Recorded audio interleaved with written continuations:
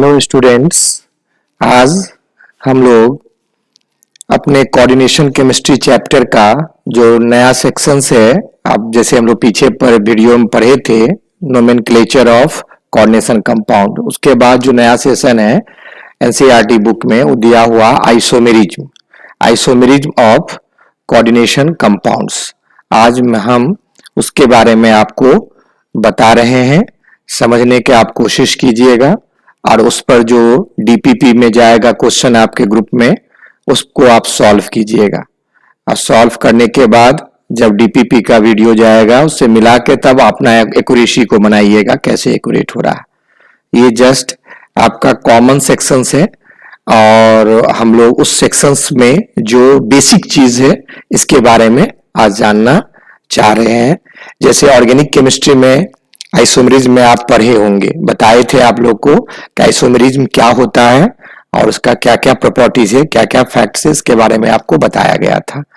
तो उससे थोड़ा सा डिफर करके इस इनऑर्गेनिक सेक्शन का आइसोमेरिज्म का सेक्शन है। तो टॉपिक पर हम लोग चले। टॉपिक हम लोग का हो गया isomerism of coordination compound.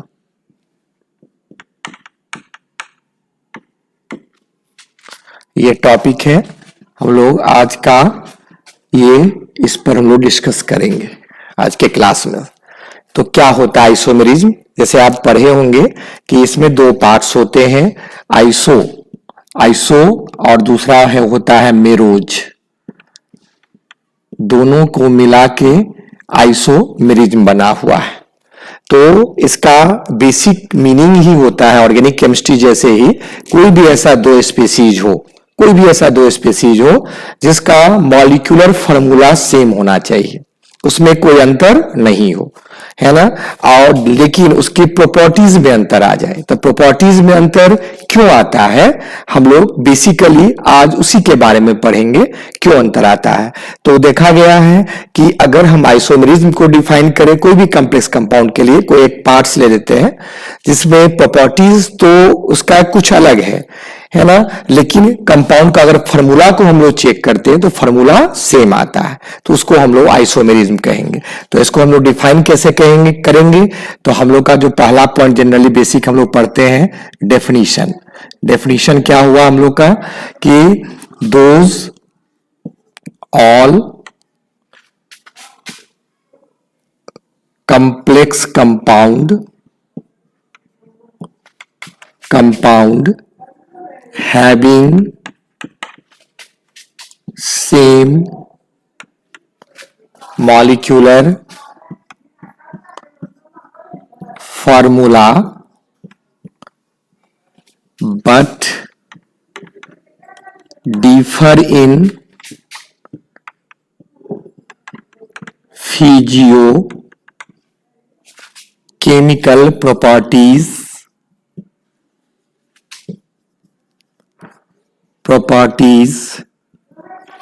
due to difference in linkage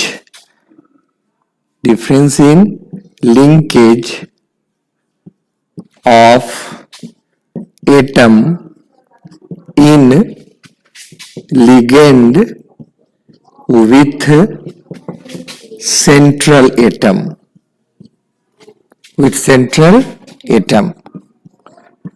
such pair of coordination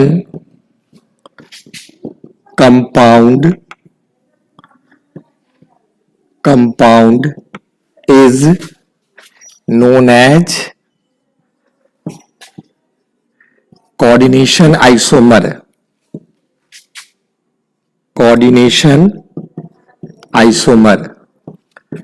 and this phenomena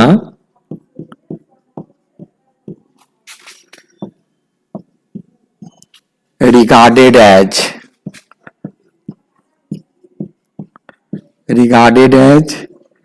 coordination isomerism.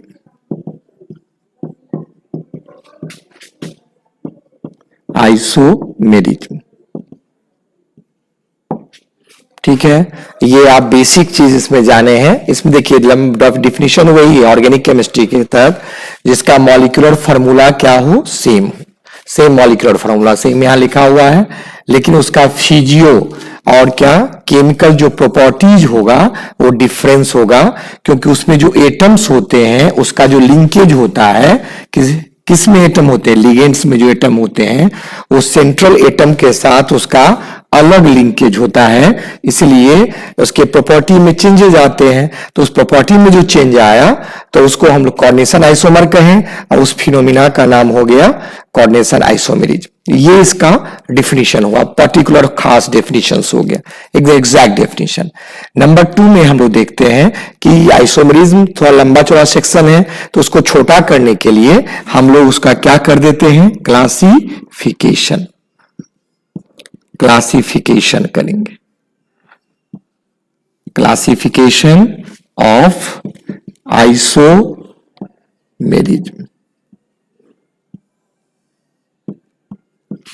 ठीक है। तो क्लासिफिकेशन करने के लिए एक आधार होता है, कोई आधार बिना आधार क्लासिफिकेशन नहीं कहा क्या आता है, आधार होता है। एक होता है अरेंजमेंट, एक होता है स्पाशियल अरेंजमेंट, दोनों अलग अलग चीज है। तो अरेंजमेंट या स्पाशियल अरेंजमेंट के अनुसार हम लोग कॉम्प्लेक्स कंपाउंड को 2 पार्ट्स में बांटे हैं। इसके कितने पार्ट्स हैं, मात्र 2 पार्ट्स। इसको हम 2 भाग में बेसिस ऑफ यहां लिख सकते हैं, basis of arrangement and spatial arrangement.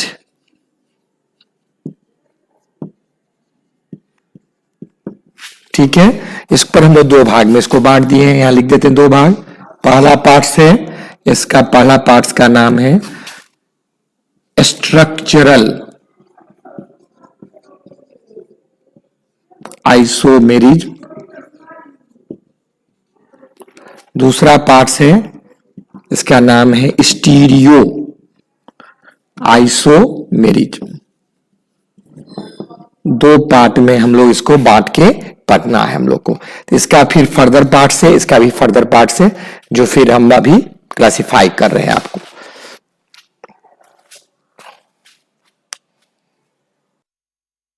पढ़ते हैं तो क्या होता है कि जो स्ट्रक्चरल आइसोमेरिज्म अभी बताए हैं, पहले हम लोग स्ट्रक्चरल के बारे में पढ़ते हैं।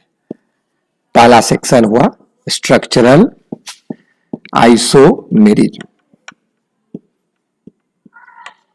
ठीक है। इसमें बेसिकली हम लोग को जो पढ़ना है स्ट्रक्चरल आइसोमेरिज्म में 4 आइसोमेरिज्म पढ़ना है। इसका जो फर्स्ट हम नोट कर देते हैं, फर्स्ट आइसोमेरिज्म पढ़ना है हम लोग को। इसका 4 टाइप्स, वैसे इसका 5 टाइप्स होता है, लेकिन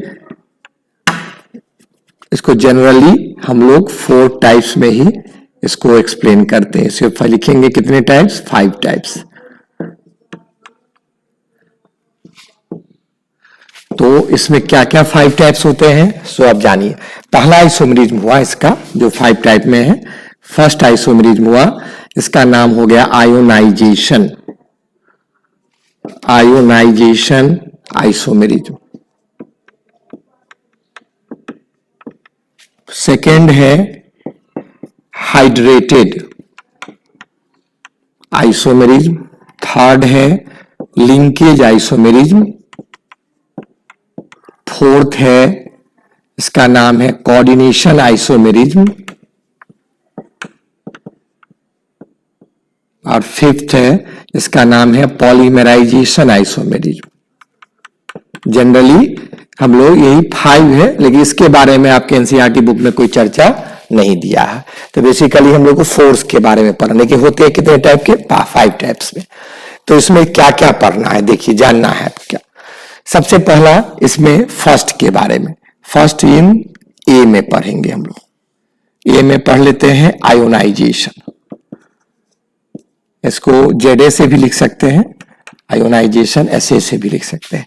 आयोनाइजेशन आइसोमेरिज्म, देखिए ये वर्ड आप लोग सुने होंगे, है ना। आयोनाइजेशन क्या होता है? आयोनाइज करना।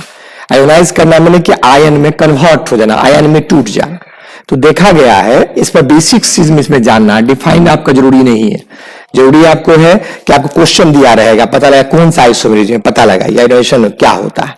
तो जैसे कोई भी चीज है, उसको अगर हम लोग लिक्विड में डाल देते हैं, पानी में अगर डाल देते हैं, तो पानी में अगर हम लोग डाल दिए, तो पानी में डालने के बाद उसको देखते हैं क्या उसमें होता है। जैसे एक कॉमन कंपाउंड है, CO है, NH3 का होल 6 है, और यहां पर क्या है, Cl3 है, ये कंपाउंड है।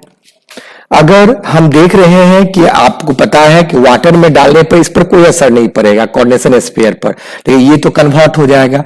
ये किस में कन्वर्ट होगा?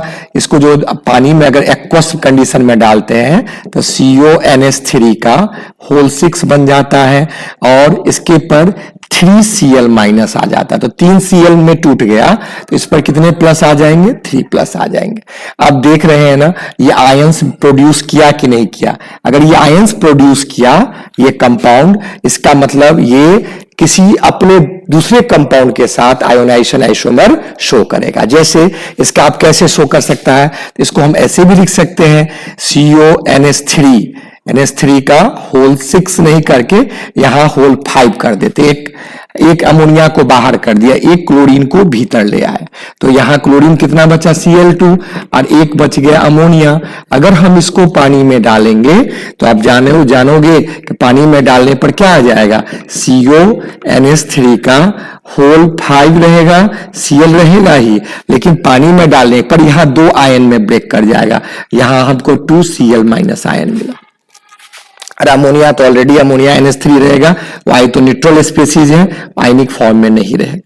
तो हम लोग क्या देखें कि ये जो कंपाउंड, इस कंपाउंड का कौन आइसोमर है? Ionization isomer. वैसे कितने हो सकते हैं? कितने हो सकते देख रहे हैं, एक क्लोरीन को ले आए, फिर 2 क्लोरीन को ले आ सकते हैं, 3 क्लोरीन को भी ले आ सकते हैं। नहीं, इसके ऐसे भी आइसोमर बन सकते हैं, NH3 का होल 4 कर देते हैं, Cl2 कर देते हैं, Cl कर देते हैं, NH3 का होल 2 कर देते हैं। आप समझ गए होंगे, इसमें एक Cl देगा। फिर आप बोलिए ऐसे भी कर सकते हैं, NH3 का होल 3 कर देते हैं, Cl3 कर देते हैं, और इधर जो साइड में एक, यहां एक अमोनिया था, यहां पर 2 अमोनिया हो गया, यहां पर पीछे तीनों Cl तो भीतर आ चुका है, तो यहां पर 3 अमोनिया हो गए। तो आप बताइए क्या ये आयोनाइजेशन आइसोमर शो करेगा? बताएंगे इसका आंसर, ये नहीं शो करेगा। क्यों? कि इसको अगर हम लोग एक्वस कंडीशन में डालेंगे तो इसका आयोनाइजेशन नहीं होगा। इसको करेंगे तो इसका आयोनाइजेशन होगा। इसमें कितना? 1 क्लोराइड मिलेगा, इसमें कितना मिला? 2 क्लोराइड मिला, इसमें 3 क्लोराइड मिला, 3 क्लोराइड्स मिले, इसमें तो नहीं मिला। तो हम कह सकते हैं कि इस कंपाउंड के कितने आइसोमर हो गए? 1 2 3, ये तीनों हमारा शो करेगा, जबकि ये शो नहीं करेगा। तो इसका क्या डिफाइन निकाल लीजिएगा कि इसका डेफिनेशन ये से निकलेगा कि अगर कोई भी ऐसा कॉम्प्लेक्स जो एक ही तरह का, देखिए सब में क्लोरीन निकल रहा है, एक ही तरह का अलग अलग नंबर में आयन, डिफरेंट नंबर में आयन दे, डिफरेंट नंबर होना चाहिए या डिफरेंट टाइप का दे, डिफरेंट नंबर हो या डिफरेंट टाइप का हो, दोनों प्रकार के। यहां तो हम डिफरेंट नंबर भी देख रहे हैं, डिफरेंट टाइप का भी देख सकते हैं। वैसे अगर वैसे कॉम्प्लेक्स को हम लोग कहेंगे क्या? कौन आइसोमर? Ionisation isomer. तो क्या बताइए, यहां नोट पॉइंट करने वाला क्या है कि आयंस प्रोड्यूस हो, produce ion in different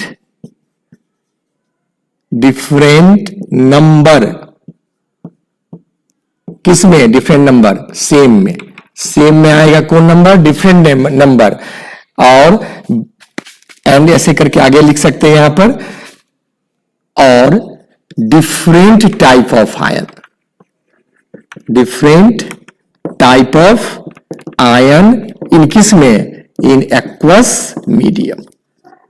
aqueous medium में प्रोड्यूस करें तो हम लोग क्या समझे? ये हमारा कौन आइसोमर हो गया? आयोनाइजेशन। ये शो करेगा आयोनाइजेशन आइसोमर। तो बेसिक पॉइंट दिमाग में रखिएगा, क्या डिफरेंस हुआ?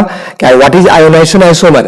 तो वैसे हमारा पेयर ऑफ कॉम्प्लेक्स या 3 4 जितने में हो, जिसमें हमको डिफरेंट नंबर ऑफ क्या number of? Different number of ions produce करे, या different type of ion produce करे तो वैसे कॉम्प्लेक्स को हम लोग क्या कहेंगे, आयोनाइजेशन आइसोमर है। यहां आप देख रहे हैं ना, यहां कितने सेम आयन क्लोरीन सब में प्रोड्यूस कर रहा है, यहां 3 क्लोरीन्स, यहां 2 क्लोरीन्स, यहां पर कितना क्लोरीन होगा, यहां पर 1 क्लोरीन, अलग अलग नंबर में प्रोड्यूस कर रहा है, अलग अलग नंबर में हो गया, सेम लिगेंड है इसीलिए अलग अलग नंबर में आ गया, तो कंडीशन ओबे किया किसका, आयोनाइजेशन आइसोमेरिज्म का।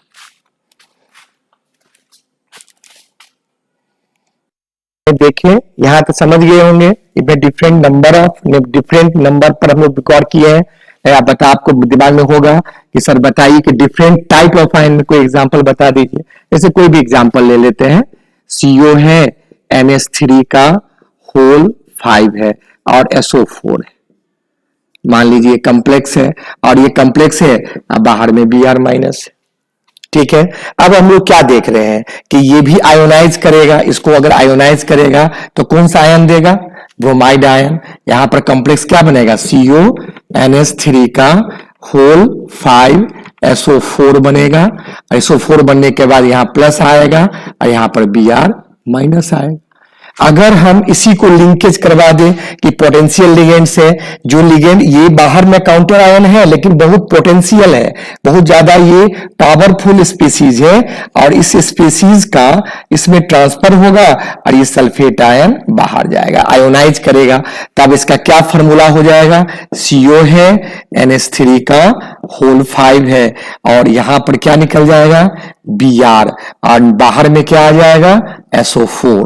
अब ये SO4 आ गया, अब ये आयोनाइज अगर करेगा तो CONH3 का होल 5 ही मिला और यहां पर Br मिलेगा और यहां साइड में क्या मिल जाएगा, SO4 आएगा। तो डिफरेंट टाइप ऑफ आयन मिल गया कि नहीं। तो मेरा 2 डेफिनेशन हो गया। डेफिनेशन में क्या, पहला एग्जांपल देखे हम लोग, क्या सेम क्लोरीन था सब में सेम, लेकिन उसका संख्या अलग अलग, किसी में 3 था, किसी में 2 था। अभी हम लोग क्या देख रहे हैं कि आयने चेंज हो गया, डिफरेंट टाइप ऑफ आयन आ गया। ये देखिए ब्रोमाइड आयन हो गया, ये कौन आयन हो गया, सल्फेट आयन। तो ये भी एग्जाम्पल हो गया किसका, आयोनाइजेशन आइसोमर का। ये भी हम किसका एग्जाम्पल हो गया, आयोनाइजेशन। किस पर बेस्ड हुआ, डिफरेंट आयन पर। किस पर बेस्ड हुआ, डिफरेंट ये आयन पर बेस्ड हुआ, आयोनाइजेशन आइसोमर हो गया, डिफरेंट टाइप ऑफ आयन पर ये बेस्ड हुआ। अब हम लोग को फर्स्ट पॉइंट हम लोग फर्स्ट इसको क्लियर कर लिए, ठीक है, इसको क्लियर किए। सेकंड जो हमारा एग्जांपल्स आता है, सेकंड एग्जांपल है हाइड्रेटेड। देखिए बहुत हल्का सा ये भी आइसोमेरिज्म है, हाइड्रेटेड। बहुत किताब इसको सॉल्वेटेड भी लिखता है, सॉल्वेटेड आइसोमेरिज्म, समावयवता के रूप में भी आप जाने होंगे। ये होता है क्या, अब गौर कीजिएगा, इसमें क्या गौर करना है, गौर करने वाली बात है कि रूल कहता है कि इसमें वाटर मॉलिक्यूल होना ही चाहिए, किसी का वाटर मॉलिक्यूल, कोई भी कंपाउंड के वाटर मॉलिक्यूल इसमें होना चाहिए। और जब वाटर मॉलिक्यूल जब डिस्प्लेस करेगा किसके साथ, काउंटर आयन के साथ, तो नया कंपाउंड बनाएगा। वो जो नया कंपाउंड बना वो आइसोमर शो करेगा, वो आइसोमर का वाटर अगर है तो इसलिए नाम पड़ा क्या, हाइड्रेटेड आइसोमेरिज्म। यानी टाइप होगा इसी प्रकार का होगा, एग्जाम्पल कुछ अलग करके हम लोग एग्जाम्पल इसमें क्या करते हैं, इसमें लेते हैं। तो एग्जाम्पल अगर गौर किया जाए, कोई एग्जाम्पल करके ले तो इसमें देखते हैं कौन सा एग्जाम्पल। देखिए कॉम्प्लेक्स होता है तो क्रोमियम का है, जैसे एनसीईआरटी बुक में आपका चर्चा दिया हुआ है, और उसके साथ H2O है, होल 6 है, और बाहर में क्या है, Cl3 है, Cl3 है। तो Cl3 है, तो अगर इसमें देखते हैं तो इसमें लिगेंड केवल क्या है, वाटर है। और अगर हम ऐसे कर दे जैसे इसमें किए हैं, लिगेंड भीतर आया है काउंटर आयन, लिगेंड बाहर गया है, तो क्या कॉम्प्लेक्स बनेगा, CrH2O का होल 5, और बन जाएगा क्या, एक Cl आ गया, Cl2 हो गया, और क्या हो जाएगा, H2O हो जाएगा। और क्या बन सकता है, एक Cl और आ सकता है, और एक Cl आएगा, तो हम लोग क्या देखें, इसमें बन सकता है क्या, CrH2O का होल 4, Cl2 आ जाएगा, और बाहर में क्या चला गया, H2O गया, और एक Cl पड़ा हुआ है, और H2O कितना आ गया, 2 आ गया। और आपके मन में एक और क्वेश्चन आ सकता है, एक Cl तो और डाल सकते हैं। तो अगर हम लोग CrH2O का होल 3 है, Cl3 कर दें, और बाहर में क्या, तीनों अगर हम H2O कर दें तो ये फिर आइसोमर नहीं शो करेगा। क्यों नहीं शो करेगा समझ गए होंगे कि hydrated isomer is a type of ionisation है, special type of ionisation isomer. केवल अंतर क्या है, इसमें लिगेंड केवल वाटर होना चाहिए, इसमें लिगेंड कुछ भी ले सकते हैं, इसमें लिगेंड वाटर होना चाहिए। तो हम लोग क्या देखें कि लिगेंड यहां पर वाटर है, लेकिन यहां पर जो आयोनाइजेशन का स्पेशल टाइप है, तो अगर तीनों वाटर बाहर चला गया तो आयोनाइज तो नहीं करेगा, आयोनाइज नहीं करेगा तो इसका तो स्पेशल टाइप ये हुआ ही नहीं, तो आयोनाइजेशन आइसोमर ये नहीं होगा। और ये तीनों आयोनाइजेशन आइसोमर होगा, ये होगा, ये भी होगा और ये भी होगा, तीन आयोनाइजेशन आइसोमर होगा। और इसमें डिफरेंट डिफरेंट कलर देता है, इस पर कलर पर डायरेक्ट क्वेश्चन भी पूछता है कि कैसा कलर होगा। तो इसमें देखा गया ये जो फर्स्ट कंपाउंड है वो आपका वायलेट कलर का होता है ना। ये डायरेक्ट क्वेश्चन आया हुआ है, ये 2018 के एम्स में डायरेक्ट क्वेश्चन पूछा था, इसका कलर बताइए और इसके बाद इसका कलर बताइए। तो इसका कलर होता है grey green, grey green colour होता है।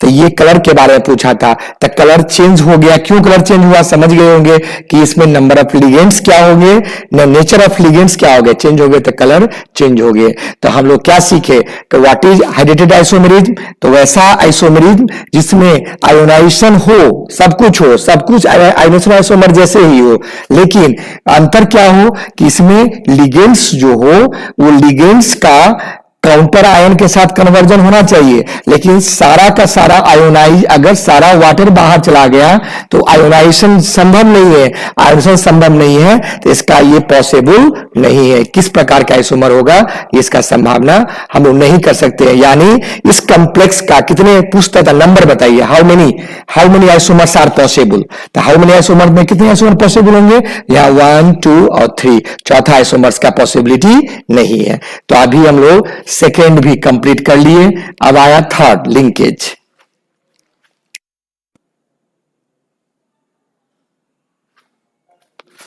तो अब इसमें आप तो समझ गए होंगे इसका कलर। इसके लिए डिफाइन अगर करने का इच्छा हो तो डेफिनेशन में लिख सकते हैं कि special type of ionisation isomer हुआ, इसी का एक पार्ट्स हो गया जिसमें only water act as a ligand is known as hydrated isomerism. बस इसमें और कुछ ज्यादा लिखने की जरूरत नहीं है, ये इसी का पार्ट्स है। अंतर दिमाग में रखना है कि आयोनाइजेशन होना है, या आयोनाइजेशन हुआ, यहाँ 3 आयंस मिले, यहाँ 2 आयंस मिले, यहाँ 1 आयंस मिले, ठीक है।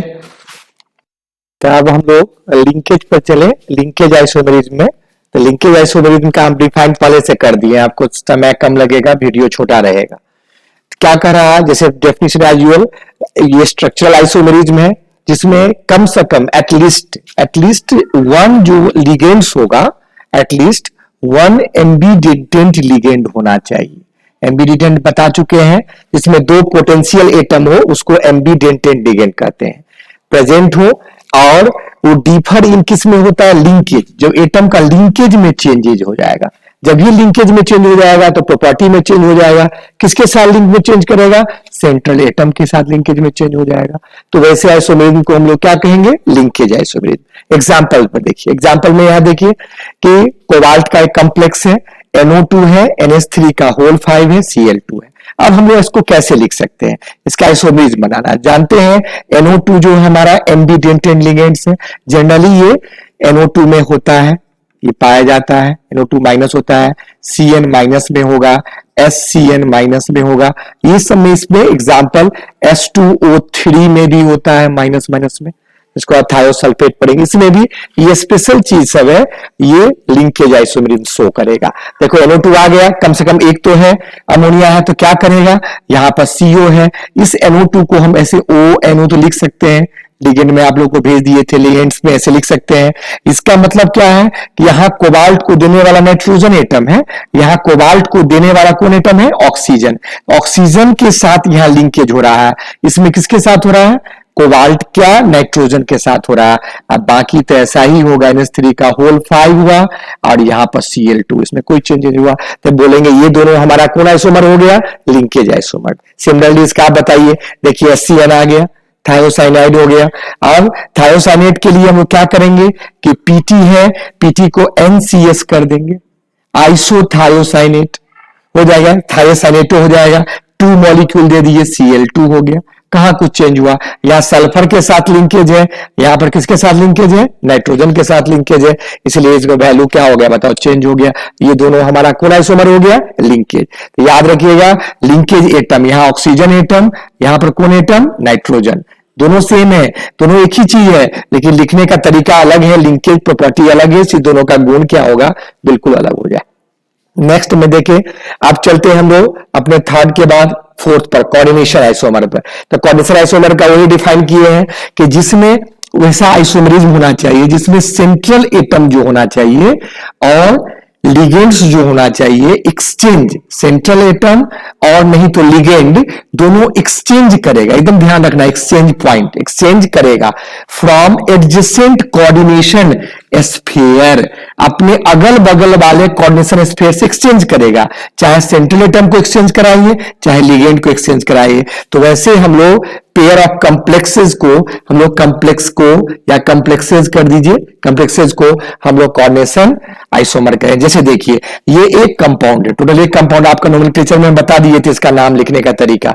एक कंपाउंड है, अब हम लोग क्या करेंगे, ये एक कंपाउंड है, इसमें दो कोऑर्डिनेशन स्फीयर है, एक स्फीयर दूसरा स्फीयर है। तो दोनों स्फीयर का सेंट्रल एटम या लिगेंड्स, जनरली हम लोग सेंट्रल एटम को ही चेंज कर दीजिए। इसका कैसे चेंज करके क्या होगा, यहां पर CO कर देते, कोबाल्ट को ले आते हैं, यहां NH3 रहा, NH3 का होल 6 हो रहा, फिर यहां बगल में एडजेसेंट में यहां पर क्रोमियम को डाल देते हैं, यहां पर CN रहा। अब हम उम्मीद करते हैं आप सीख गए होंगे कि क्या किए हैं, केवल इसके मेटल को एक्सचेंज किया, बाकी तब तो सेम ही है। क्या इसके और बन सकते हैं? हाँ, इसके और बन सकते हैं। कैसे बन सकते हैं? तो हम लोग ऐसे भी कर सकते हैं ना, अगर हमारा CO है, यहां पर NH3 ले लेते हैं, होल 5 कर देते हैं, एक CN ले लेते हैं इधर, और यहां पर फिर कितने हो सकते हैं, यहां पर फिर क्या कर देंगे, क्रोमियम है ही, CN कितने हो जाएंगे, 6 में से एक तो ले चुके हैं, यहां 5 हो जाएंगे, बच गए कितने, NH3 हो जाएंगे। तो इसमें भी एक्सचेंज कर सकते हैं। क्या और नहीं हो सकता? और हो सकता है। तो अगर एक रूल बना लेंगे तो कितने हो सकते हैं, जितने उसके संख्या उतने होंगे जितने इसके कोऑर्डिनेशन नंबर होंगे। कोऑर्डिनेशन नंबर कितने हैं इसके? 6 है, तो इसके टोटल आइसोमर का संख्या कितने होंगे? 6। 1 हो चुका है, 1 तो ऑलरेडी है, फिर सेकेंड हुआ, फिर थर्ड हुआ, 4 5 6। तो टोटल अगर पूछेगा कि टोटल और बनाइएगा आप, इसमें टोटल आइसोमर्स कितने होंगे, टोटल नंबर ऑफ आइसोमर्स बताइए। तो टोटल नंबर ऑफ आइसोमर्स जो होंगे इसके कितने इक्वल टू किसके नंबर होंगे, कोऑर्डिनेशन नंबर के बराबर होगा। कोऑर्डिनेशन नंबर जानते हैं ना, नंबर ऑफ जितने लिगेंड, मोनोडेंटेड लिगेंड जितने अटैच है वही कोऑर्डिनेशन। यहां 6 है ना, तो यहां किसके बराबर हो गया, कोऑर्डिनेशन नंबर के बराबर। दैट इज कितने आगे, कोऑर्डिनेशन नंबर यहां पर कितने हैं, 6। तो इसके कितने आइसोमर्स होंगे, 6 आइसोमर हो गए। बहुत इंपॉर्टेंट, एकदम ध्यान रखिएगा ये बात का, चर्चा दिमाग में कॉम्पिटिटिव क्वेश्चन में खूब आ सकता है, 12th का भी क्वेश्चन में आ सकता है, क्योंकि आपके एनसीईआरटी बुक में है। नीट में आने का पूरा संभावना है, क्योंकि नीट पूरा एनसीईआरटी से ही पूछता है। अब देखिए यहां दोनों सेंट्रल एटम अलग अलग था। अब इस केस में एग्जांपल ये 1 था कोऑर्डिनेशन का, अब एग्जांपल नंबर हम लोग 2 पर चले, किसका, कोऑर्डिनेशन का। इसमें देख रहे हैं कि दोनों कोबाल्ट हैं। अब क्या होगा, कोबाल्ट है तो हम लोग क्या करेंगे, इसमें क्या एक्सचेंज कर सकते हैं, लेकिन इसमें लिगेंड तो अलग है। तो लिगेंड अगर अलग है तो ऐसे लिख सकते हैं ना, CO के साथ इधर CN हम लोग क्या कर देते हैं बताओ, 6, और यहां पर CO के साथ क्या कर सकते हैं, NH3 का होल 6। तो ये तो एक कंपाउंड हो गया कि नहीं हो गया। इस प्रकार के आइसोमर्स बन सकते हैं, नहीं बन सकते हैं, जब दोनों सेंट्रल एटम बता दोनों सेम हो। तो इसमें जो लिगेंड्स होंगे उसको केवल हम एक्सचेंज कर दीजिए, एक्सचेंज करने के बाद उसके प्रॉपर्टी में चेंज आ जाएगा। तो और कितने हो सकते हैं, तो और तो ये भी हो सकते हैं, और ये होंगे तो क्या होगा, CO होगा, CN का होल 5 हो जाएगा, NH3 हो जाएगा, और NH3 हो जाने के बाद फिर हम लोग देखते हैं, ठीक है। तो इसमें आप देखें CONH3 का होल 6, COCN का 6 कर दिए। अब हम इसका लिगेंड्स इसका अलग अलग है, इसको केवल हम एक्सचेंज कर दिए। तो एक्सचेंज करने से कोई फायदा तो नहीं हुआ, अभी भी CO के साथ CN है, जो यही कॉम्प्लेक्स है, ये कॉम्प्लेक्स है। तो इसमें हम लोग एक चेंज कर सकते हैं। चेंज क्या कर सकते हैं कि इसके नंबर को कम ज्यादा कर सकते हैं। इसके नंबर को ऐसे कम ज्यादा कर लीजिए। इसमें हो गया CN का कितना हो गया, Cn का कंसेप्ट में कितना 5 कर देते हैं, एक NH3 कर देते हैं, ये तो कर सकते हैं।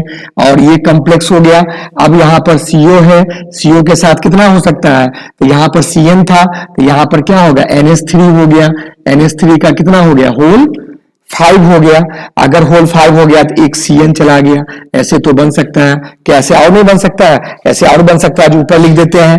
यहाँ पर CO है, CO का क्या यहाँ पर Cn है, Cn का होल 4 कर सकते हैं और NH3 का क्या कर सकते हैं 2 कर सकते हैं। फिर CO आया, फिर NH3 का 4 कर सकते हैं और NH3 जब 4 करने के बाद यहाँ पर कंसेप्ट क्या आ गया बताए Cn आ गया। Cn का क्या कर सकते हैं 2 कर सकते हैं। तो ऐसे करके हम लोग कितना बन सकता है 1 बन चुका है, दूसरा बन सकता है, एक और ला सकते हैं तो 3 तो बनेगा। तो एक रूल के हिसाब से हम लोग बना लेंगे कि जब सेंट्रल एटम सेम हो, सेंट्रल एटम क्या हो सेम हो, तो कितने नंबर ऑफ लिगेंड्स बनेंगे, कितने नंबर ऑफ आइसोमर्स बनेंगे, आइसोमर्स बनेंगे। तो उसके लिए एक रूल बना लेंगे कि जब सेम लिगेंड है तो total number of coordination isomers जो बनेंगे, सी आइसोमर्स जो बनेंगे वो बनेंगे कोऑर्डिनेशन नंबर बाय क्या कर देंगे 2, आधा कर देंगे। क्यों आधा किए, 3 करके एक्सचेंज कर सकते हैं, 6 में 3 ही कर सकते हैं ना। तो कोऑर्डिनेशन नंबर यहां पर किस कंप्लेक्स का कितना है 6 है, तो यहां पर 6 बाय क्या होगा 2 इक्वल टू कितना होगा 3। ये 3 मेरा क्या हो गया आंसर हो गया। तो इसमें क्या रूल समझे कि मेटल अगर हमारा सेम हो और लिगेंड अगर चेंजेस हो, अलग अलग हो, तब भी कोऑर्डिनेशन आइसोमर संभव है, पॉसिबल है। ये बहुत सारे कॉम्पिटिटिव क्वेश्चन में आ चुका है, इसीलिए हम लोग इसको एक्सचेंज करके कर लेंगे। तो इसके आइसोमर्स का संख्या कोऑर्डिनेशन नंबर के बराबर नहीं होगा, कोऑर्डिनेशन नंबर बाय क्या होगा बताओ 2 होगा। जबकि अगर अलग अलग होगा, डिफरेंट देखिए यहाँ क्रोमियम है, यहाँ कोबाल्ट है, अलग अलग है, तो इसके आइसोमर्स की संख्या क्या 6, एक्सचेंज करके बनाते चलिए 6 कंपाउंड आपका बन जाएगा। यहाँ बनाए तो 1 बना है, 2 बना, एक और बनेगा तो कितने कंपाउंड बनेंगे 3 कंपाउंड बनेंगे, 3 इसके आइसोमर्स बन सकते। इसी प्रकार आप कोई भी कंपाउंड में जैसे जो भी आपकी मर्जी करे उस कंपाउंड में हम इसको एक्सचेंज करके अपने से बना सकते हैं। एक और एग्जाम्पल ले लेते हैं, और एग्जाम्पल अगर हम ऐसे करके ले तो ऐसे करके भी देख सकते, कोई कर सकता है, बना के दिखा सकते हैं कि अगर मेरे पास PT है, अब PT के साथ NH3 का होल 4 है, ठीक है। दूसरा हमारे पास क्रोमियम है, क्रोमियम के साथ Cl क्या है 4 है। अब पूछेगा इसके कितने आइसोमर्स हो सकते हैं बताइए। एग्जांपल नंबर 3 है, तो हम लोग सबसे पहले क्या देखेंगे मेटल क्या है अलग अलग है। तो मेटल जब ये अलग अलग है तो टोटल नंबर ऑफ आइसोमर्स कितने बनेंगे, यहां बता दीजिए आप। टोटल नंबर ऑफ आइसोमर्स कितने होंगे, total number of isomers equal to कौन number, coordination number, coordination number के बराबर होंगे। और कोऑर्डिनेशन नंबर आप यहां जान रहे हैं, यहां 4 है तो यहां इक्वल टू कितने होंगे आइसोमर्स होंगे, इक्वल टू 4 हो जाएंगे। अगर कोई भी ऐसा कंपाउंड अगर सेम इसी में सेम कर दिया जाए, अगर PT है PT NH3 कर दिया जाए और यहां पर होल 4 कर दिया जाए, और यहां पर क्या है कि PT का साथ Cl क्या 4 कर दिया जाए, अब कितने बनेंगे। तो अब क्या देख रहे हैं कि सेंट्रल मेटल दोनों का सेम हो चुका है। आज सेंट्रल मेटल सेम है तो टोटल नंबर ऑफ क्या हो जाएंगे आइसोमर्स जो हो जाएंगे इक्वल टू आधा हो जाएगा। कोऑर्डिनेशन नंबर 4 है तो 4 का क्या होगा हाफ 2, तो यहां पर 2 ही आइसोमर्स बनेंगे। Very very important rule. तो आज हम लोग चारों आइसोमर्स किसका स्ट्रक्चर का 4 पार्ट, ए का 4 पार्ट कंप्लीट किए। पार्ट 2 में आप स्टीरियो का जो 2 पार्ट से जानते होंगे, आप पढ़े होंगे, एक ज्योमेट्रिकल आइसोमर, एक ऑप्टिकल आइसोमर, वो पार्ट 2 आइसोमरिज्म का पार्ट 2 वीडियो में हम लोग देखेंगे। तो इस पर उम्मीद करते हैं कि आज की क्लास में जरूर आप गौर करके देखे होंगे, पढ़े होंगे, पढ़िएगा, समझ में बिल्कुल जाएगा। अगर कोई प्रॉब्लम्स हो तो जरूर इसके पूछिएगा। और इसमें एनसीईआरटी से कुछ ज्यादा ही चीज आपको बता दिए हैं जो आपके लिए आपके अगले एग्जाम कंपटीशन सबके लिए काफी इंपॉर्टेंट होगा। उम्मीद करते हैं कि जरूर आप सीखे होंगे। और आज के लिए इतना ही, थैंक यू।